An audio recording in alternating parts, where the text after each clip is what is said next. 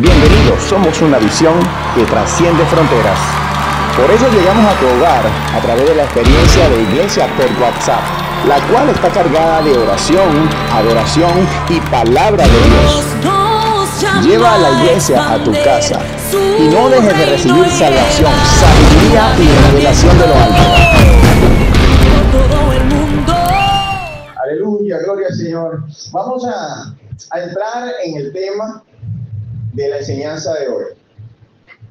Hoy, un saludo ante que todo a todos los hermanos que nos escuchan por las redes sociales. Un saludo y mis respetos para los que están presentes en el servicio presencial. Hoy quiero compartir con todos que llegué a la iglesia pidiendo perdón. Pedir perdón, ¿por qué? Porque por primera vez en 5 años llego tarde y no me justifico por eso. Pero creo que se merece el respeto en los que llegan temprano. Y si usted llega temprano, lo lógico es que más que el predicador llegue temprano. O sea, me estoy autoexhortando, me estoy autorredarguyendo, porque ya el Espíritu Santo lo hizo. Ahora, en medio de este dilema que tenía como pastor y como predicador, porque siempre debo estar de primero que todos los hermanos para darles el ejemplo, pues no escapamos de que en algún momento quedemos mal.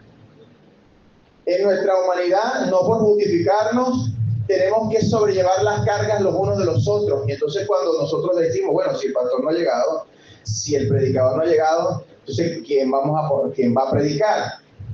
¿O qué vamos a hacer? Y es donde se sabe que el cuerpo de Cristo está articulado. Así como cuando usted va a caminar, usted no camina con una sola pierna. Usted no come quizás usted corre con las 2 piernas, usted usa su cuerpo completo, es decir, tu cuerpo se articula.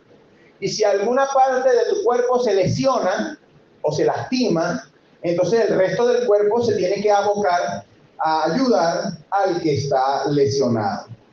Ese es el sentir de la iglesia.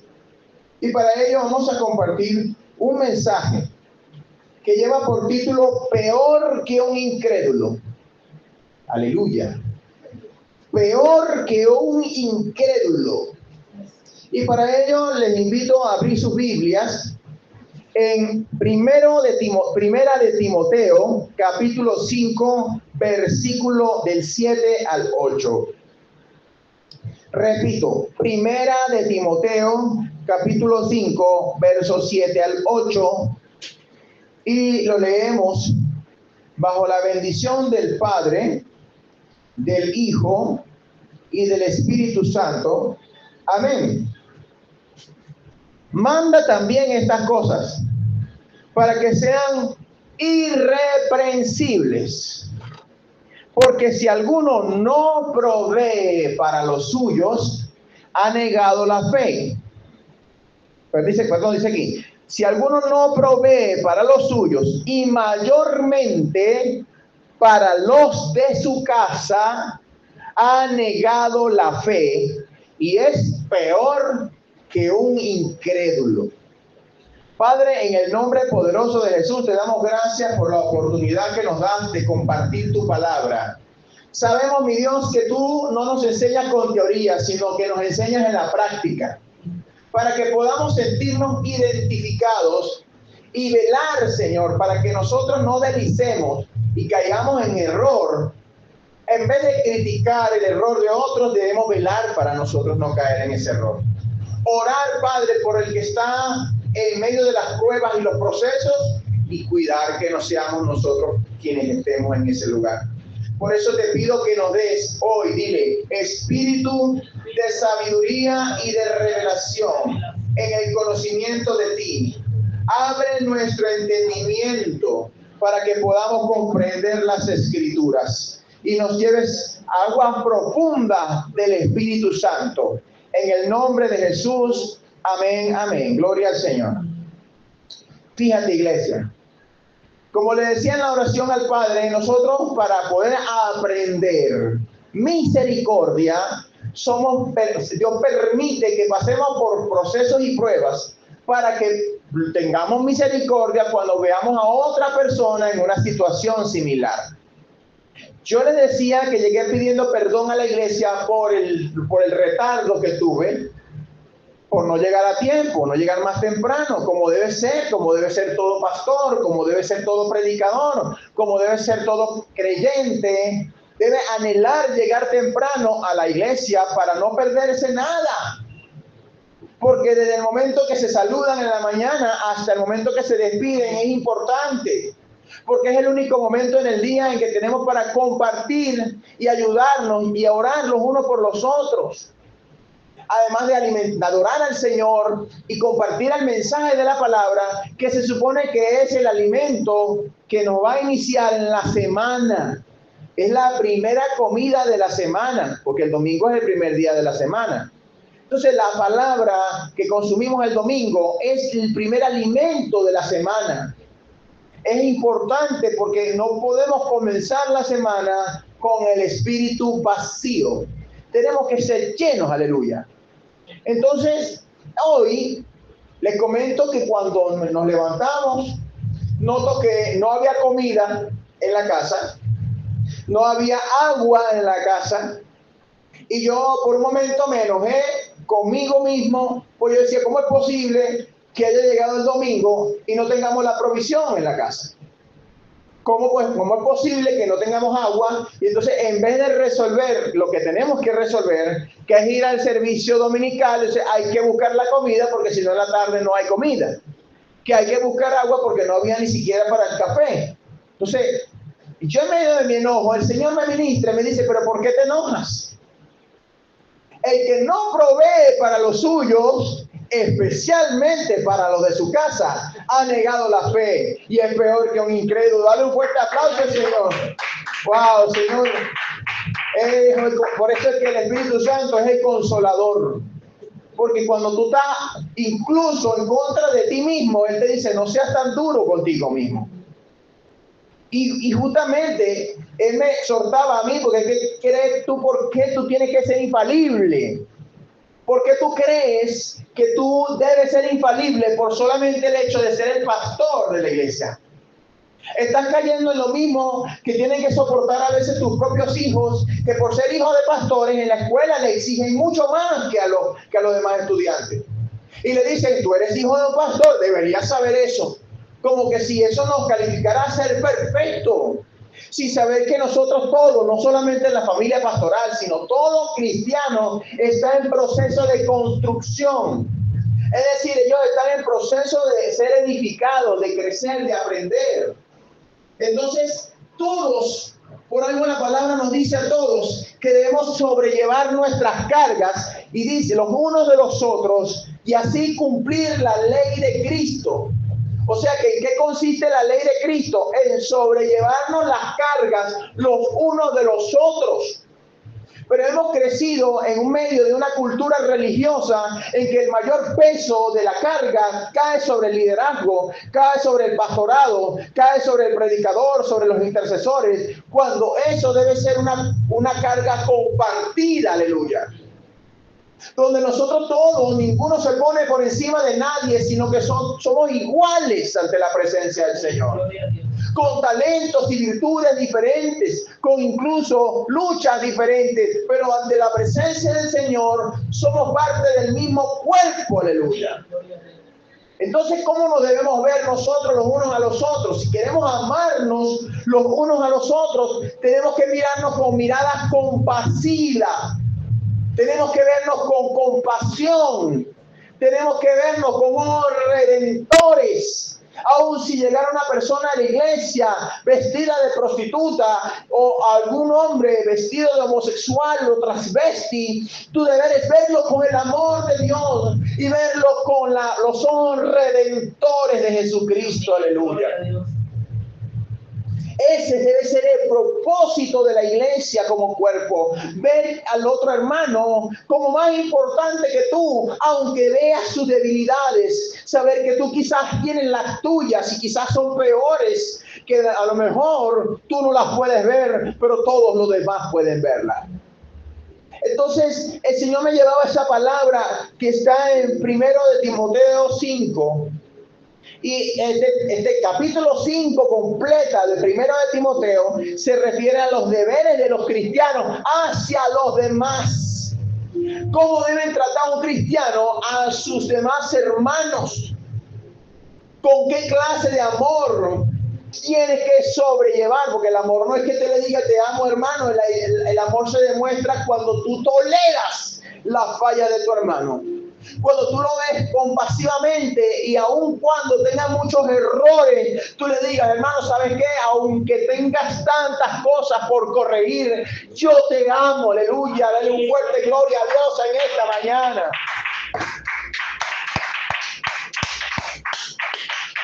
Aleluya, Señor. Entonces acá te invito a leer en casa, porque no vamos a leer el capítulo 5 de primero de Timoteo todo, pero sí te invito a que lo leas en la casa. ¿Por qué? Porque aquí te da instrucciones de cómo debes atender al anciano, cómo debes atender a la madre, cómo debes atender a las jóvenes de la casa, de la iglesia, cómo debes atender a las viudas, cómo debes atender a todas las personas que te rodean. Aleluya. Y aquí claramente en el versículo 7 dice que estas cosas nos manda Él para que seamos irreprensibles. Fíjate que tú te vuelves irreprensible cuando no estás reprendiendo todo el tiempo los fallas y errores de tus hermanos. Porque en realidad cuando tú no andas reprendiendo el error de tu hermano, lo que demuestra es que en tu corazón hay tolerancia, y hay compasión, y hay consejo de sabiduría para decirle, puede ser que estés equivocado, pero Dios tiene una salida para ti, para darte esperanza y no sumergirte en la tristeza y la depresión. Aleluya, Señor. Es un mandato, dice. Manda, dice el apóstol Pablo, manda si alguno, dice aquí, también de estas cosas, para que sean irreprensibles, dice. Y luego acota lo siguiente, dice, porque si alguno no provee para los suyos y mayormente para los de su casa, ha negado la fe y es peor que un incrédulo.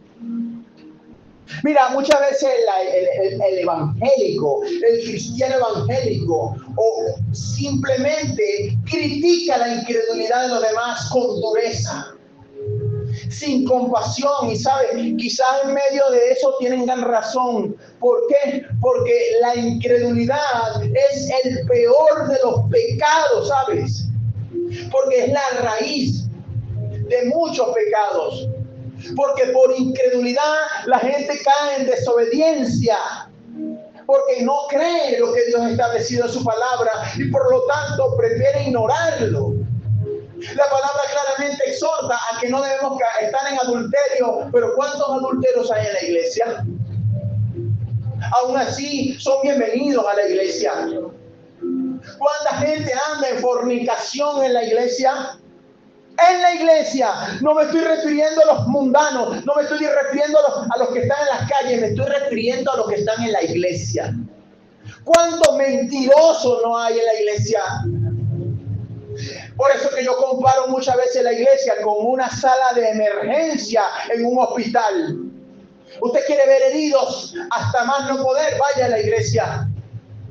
¿Por qué? Porque es el lugar donde la mayoría de las personas lo dejan como último lugar después que han agotado todo lo que el mundo le ofrece. Y cuando ven que el mundo se le pone chiquito, cuando ven que el mundo se le viene encima, cuando ven que se están ahogando en sus pecados, dicen, no tengo opciones, tengo que buscar al Señor.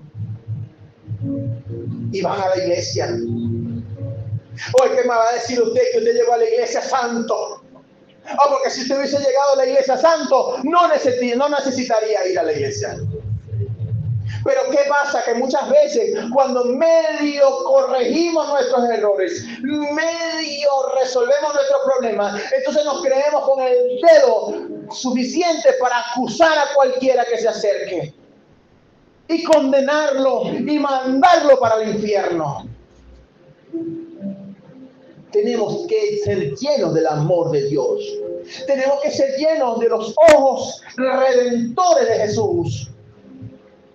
Tenemos que vernos como nos ve papá. Que puede ser que su hijo ande en delincuencia y dice, pero yo sé que mi hijo es un profeta, yo sé que mi hijo Dios lo va a usar grandemente, aunque esté en valle de sombra de muerte, no temeré mal alguno. Aleluya, aleluya, porque somos gente de fe y vemos las cosas no como están, sino como Dios las ve. Y le podemos decir al Padre, Padre, muéstrame a esta situación como tú la ves. Que aunque esta situación me esté lastimando, aunque esta situación me esté sacando lágrimas, yo sé que va a ser para mi bendición a la larga. Porque dice tu palabra que el que ama a Dios, todas las cosas le son para bien. Aleluya.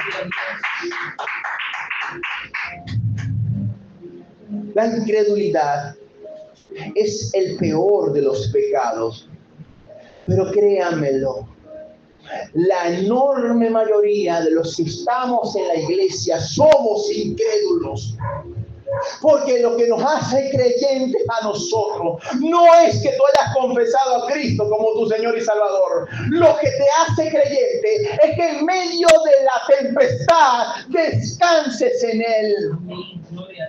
La oración no es, Señor, sácame de la tempestad. La oración es, dame la paz en medio de la tempestad hasta que la venza. Aleluya. Aleluya, aleluya. Santo de Israel. Tenemos mucho que aprender, iglesia. La palabra misma nos dice que el que crea saber algo no sabe nada como debe saberlo. Si no sabemos nada, no porque lo diga el pastor Valdivieso, sino porque la Biblia dice que el que crea saber algo no sabe nada. Es decir, si usted cree saber algo, déjeme decirle, amado, no sabe nada. No sabe nada. Y si alguien llega a predicar un mensaje poderoso, no es porque él sea tremendo predicador, es porque es el Espíritu Santo el que toma el control. Aleluya, aleluya. Santo de Israel. Pero sí está repleta de incrédulos. Porque si la iglesia no estuviese repleta de incrédulos, desde los ministros hasta los creyentes que están llegando, a las personas que están llegando a la iglesia, ¿sabes qué? Cuando se enferman, proclaman Isaías 61:4, herido fuiste por nuestras rebeliones, el castigo de mi paz fue sobre ti, y por tu llaga yo fui curado. No saldría corriendo al hospital, no saldría corriendo a un doctor, porque la misma palabra en Santiago 5:14-16 dice, si alguno de vosotros está enfermo, vaya a los ancianos de la iglesia. Pero hoy en día te encuentras con casos que la persona va al anciano de la iglesia, el anciano le dice, vaya al doctor, hermano. No, Dios. La Biblia me dice aquí que vaya al anciano, porque el anciano me dice que vaya al hospital. No, la Biblia dice para que le unjan con aceite y el Señor lo levantará. Y si hubiere cometido pecado, los pecados le serán perdonados. Hay una instrucción completa, pero la misma incredulidad ha alcanzado a los maestros, a los profetas, a los evangelistas, a los pastores. ¿Cuántos de ellos y de nosotros no nos sentimos asfixiados por alguna situación personal o alguna situación financiera o alguna situación familiar? Porque no nos hemos descansado en el reposo de Dios.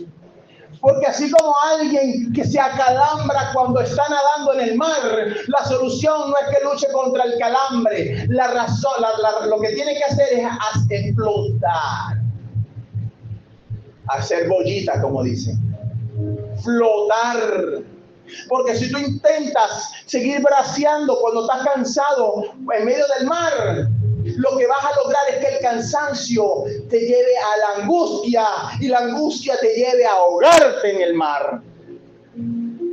Cuando tú ves que te alejas de la orilla, tienes que flotar. En medio de la angustia y la preocupación, tienes que aprender a flotar. Tienes que aprender a descansar en las promesas que Dios nos ha dado, iglesia. Tenemos que aprender para que veas como cuando tú abras los ojos, no estás más lejos de la orilla, sino que estás cerca de la orilla. El mismo mar, cuando vea tu paz, va a decir, vamos a ayudarlo y te va a llevar al sitio donde tiene que estar. En el medio del Cairo de Dios, en el medio del descanso en el Señor, en medio de eso demuestras tu fe. Y el Señor mismo, por su poder y por su plenitud, te lleva hasta la orilla, a lugares seguros, a lugares de reposo. Porque el cielo y la tierra se unen en favor de los hijos de Dios. La Biblia dice que aún la naturaleza gime a una para que se den a conocer los hijos de Dios. Cuando tú confías en medio de la tempestad, la naturaleza se vuelve cómplice tuyo para darte aquello que tú necesitas. Aleluya, gloria a Dios. En medio de una ansiedad producto de una enfermedad, una persona que tenga diagnóstico de cáncer se muere más rápido en la medida que se angustie más, pero en la medida que crea que hay un sanador, que hay un salvador, se sana más rápidamente, porque la naturaleza de su cuerpo obedece a su espíritu. Necesitamos ser transformados. Ya basta de ser peores que incrédulos, tratando de criticar a los incrédulos. Porque no hemos provisto para los nuestros, y más aún a los de nuestra casa. Porque si yo aún así, no lo digo por justificarme, le digo a mi esposa, mira, no, me desentiendo, yo tengo que ir a la iglesia primero para mí, yo tengo que estar temprano porque soy el predicador, y dejo de llevarles el agua que necesitan para preparar el almuerzo, y dejo de llevar la comida que es necesaria para todo el día. Entonces los mismos hijos míos van a dudar de aquel al que yo he creído, porque van a decir, es un hipócrita, porque habiendo tanta necesidad priorizó por los que no son de la casa. Aleluya. Hay que priorizar por los tuyos. Hay que proveer para tu casa. Y no me refiero solamente a dinero, provisión, alimento. Me refiero a palabras de esperanza. Me refiero a palabras de buen consejo. Me refiero a un tiempo en que tú le dedicas a tus hijos. Hijo, ¿en qué puedo ayudarte? Si tienes algo que decirme, dímelo. Yo estoy aquí, hijo. Quiero pasar un poquito más de tiempo contigo. De manera que el otro pueda decir, oye, en verdad me ama. En verdad quiere estar conmigo. En verdad, mira, papá o mira, esposo, esposa, en verdad quiero estar más tiempo contigo. Voy a resolver algo rápido. ¿Me permites ir y venir? Para que sienta que hay un respeto, para que sienta que hay una prioridad para ti, la familia, para que vea que ese es tu primer ministerio, porque Dios no creó a una iglesia sin antes crear una familia. La familia es la base fundamental de la iglesia. Escúchame, no de la sociedad, porque dice que es la base fundamental de la sociedad, pero si así fuera, la familia en la sociedad sería reforzada por oportunidades de trabajo que le permitan a los padres pasar más tiempo con sus hijos, le permitirían a los hijos tener más tiempo con sus padres, habrían planes que ayuden a la familia a mantenerse unida, no estarían pensando en hacer una familia homosexual, donde son dos mujeres, dos hombres criando un muchacho que ha sido adoptado. O sea, la sociedad no te está colaborando en que la familia sea la unidad fundamental. Al contrario, la sociedad está tratando de destruir la imagen familiar. Pero sí, ¿dónde es la base fundamental? En la iglesia. Entonces, si la iglesia descuida el fundamento de la familia, estamos perdidos. Necesitamos rescatar eso, porque ni siquiera el Señor Jesús descuidó a su madre. Hasta el momento de la crucifixión, estando ahí clavado en esa cruz, le dijo a Juan, hijo, he ahí tu madre, madre, he ahí tu hijo. Es decir, le encomendó al discípulo amado los cuidados de su mamá. Hasta el mismo Cristo. Entonces no podemos hacerlo nosotros, descuidar a esos seres que Dios nos ha puesto en nuestra casa. Si alguien se quiere ganar a su esposo, a su esposa o a sus hijos, que sea con el testimonio. Gracias, Señor. Esta palabra de primera de Timoteo 5, del 7 al 6, al 8, tiene que abrirnos los ojos. Tenemos que proveer para nuestra casa. tenemos que renunciar a ser peores que un incrédulo. Y se complementa para terminar con el capítulo 6, versículo 5, del 6 al 7, al 8. Es el siguiente capítulo. Estamos en 1 Timoteo 5, del 7 al 8, pero ahora vamos al capítulo que sigue, también del 7 al 9, dice. Del 6 al 8, perdón. Y vamos a ver en cuanto a lo que es la provisión. 1 Timoteo 6, del 6 al 8, dice, pero gran ganancia, ¿cuánto le gusta aquí tener grandes ganancias? Amén, esas manos arriba. Gran ganancia es la piedad, acompañada de contentamiento. Y habrá personas incrédulas que digan, pero gran ganancia es la piedad, pero con piedad yo no compro en el supermercado. Pues déjame, ¿qué tal si yo te digo que sí? ¿Por qué? Porque yo te digo que sí, que la piedad es gran ganancia acompañada de contentamiento, porque cuando tú a veces renuncias a lo que podrían ser tus beneficios para ayudar a alguien que está en situación de dificultad, todo el cielo se mueve en tu favor. Todo el cielo se mueve en tu favor, porque sabe el cielo que tú no lo hiciste por vanidad, sino que lo hiciste por amor. Y el cielo y todo lo que te rodea es testigo de ese amor, cuando sabe que tú estás renunciando a algo que para ti es importante para que el otro lo reciba. Porque sabes una cosa, así es la naturaleza. Un árbol arroja sus semillas cuando los frutos caen al suelo, y en ese proceso de desgaste el árbol está entregando su vida, pero alrededor hay multitud de pequeñas plántulas que están naciendo de su fruto. Y él ciertamente está dando su vida, pero alrededor está creciendo una multitud de árboles. Así eres tú, iglesia. Cuando en algún momento creas que estás haciendo un sacrificio por amor, pues si es por amor, tú no lo ves como sacrificio. Porque ese es el sentir que hubo en Cristo Jesús, que Él tenía tanto amor que entregarse en la cruz no representó ningún sacrificio. Él lo hizo con gusto. Aleluya, aleluya. Ah, Señor Santo, que queremos aprender. Gran ganancia es la piedad acompañada de contentamiento, porque nada hemos traído a este mundo y sin duda nada podremos sacar. Y ahí es cuando viene el texto 8. Así que teniendo sustento y abrigo, estemos contentos con eso. Gloria a Dios. Aleluya. Gracias, Padre. Gracias, Señor, le damos en esta mañana, en este día domingo de celebración, porque nos ha lanzado una palabra que no me esperaba y me trataste primero para dar esa palabra, permitiéndome que por primera vez en 5 años yo llegara tarde, pero era necesario que yo pasara por la ansiedad de darme cuenta que estaba cometiendo un error para ser más cuidadoso de juzgar a mis hermanos. Cuando me dicen, pastor, no puedo ir a la iglesia, pastor, tengo que llevar a mi esposo, pastor, tengo que ver a mi hijo, pastor, voy a visitar el domingo, es verdad, pero oye, pastor, por lo menos te están avisando. Vamos a adorar a ese Dios, amén.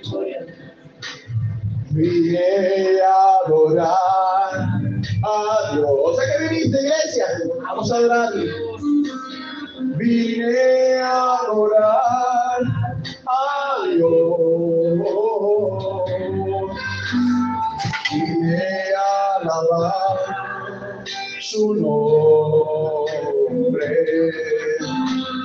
Vine a adorar a Dios. Vine a adorar a Dios. Aleluya.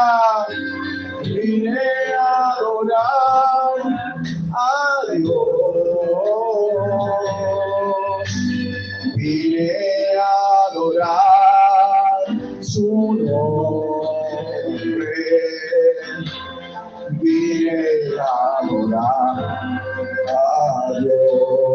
Aleluya, aleluya.